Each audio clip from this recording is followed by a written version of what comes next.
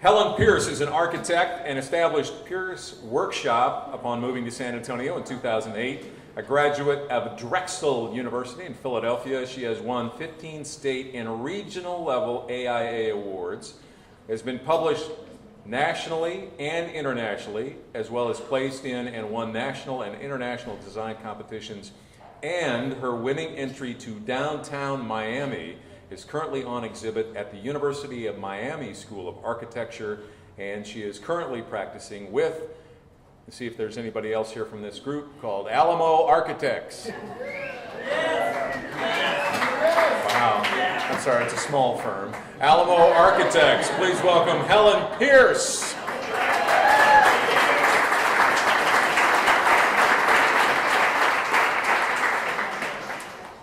Hi, Conrad. All right, there's a thread that's going to tie the three projects that I'm going to show you tonight, and that's that they are the banal, the unwanted, and the unloved. The projects were each design competition entries, and the subjects included renovations of a sewage pumping station, a small strip mall, and the suburbs.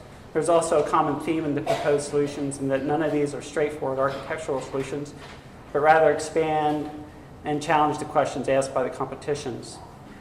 The first project, sponsored by the Miami Downtown Development Corporation, entitled Miami WATERWORKS, asked for the redesign of an unmovable existing sewage pumping station that occupies a prominent spot along Biscayne Boulevard in a newly developed museum park that will have buildings by several major international architects. The solution, entitled Pulse, counters the static and intellectual nature of the new museums that will share the site. Rather than propose another building for the site, we proposed a city-scale piece of public art that will cover the existing pump house and that's inspired by the fragile, beautiful, and sometimes dangerous and intellectless sea life.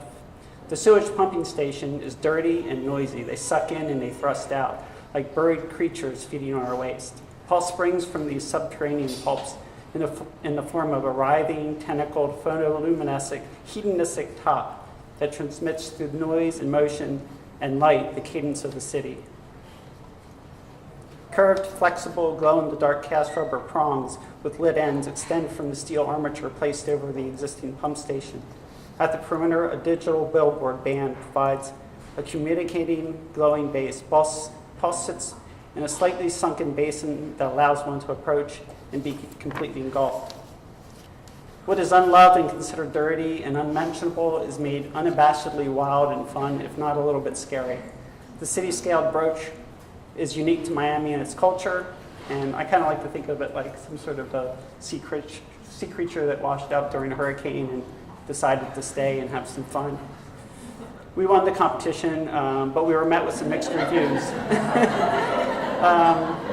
They called it an orange blob. I think that was a diss.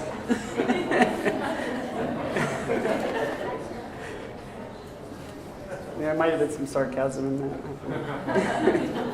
The second project was sponsored by the Scottsdale Museum of Contemporary Art and entitled Flip-A-Strip, and it's a competition that deals with one of America's least loved typologies, which is the strip mall. 3 sites were offered in Phoenix, Tempe, and Scottsdale, Arizona. And this project was completed along with Marlene Emerzian, Sarah Wheatcroft, and Saudi Yamane.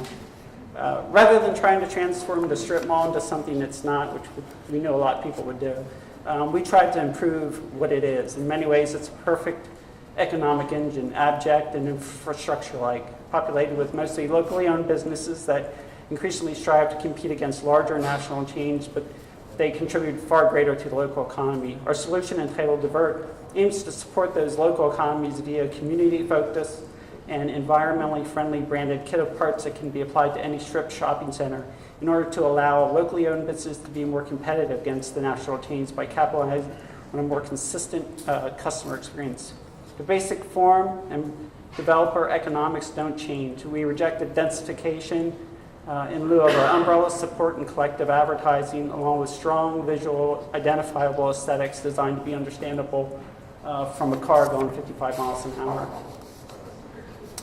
The parking lots and buildings are covered with a special photocatalytic coating that reduces air pollutants and heat island effect.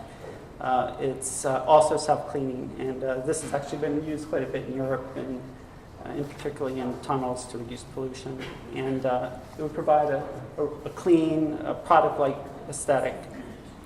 Without changing parking ratios or incurring the need for variances, the community-focused center's kit of parts features pedestrian-friendly site improvements that provide opportunities to support even smaller, less permanent businesses and community events in order to fully utilize what are usually empty parking lots. We were one of 10 finalists and awarded with the installation at Smoka. In keeping with our installation, which is on the left, we made it look like it was all the parts were coming out of a box, like you could go to Home Depot and buy it.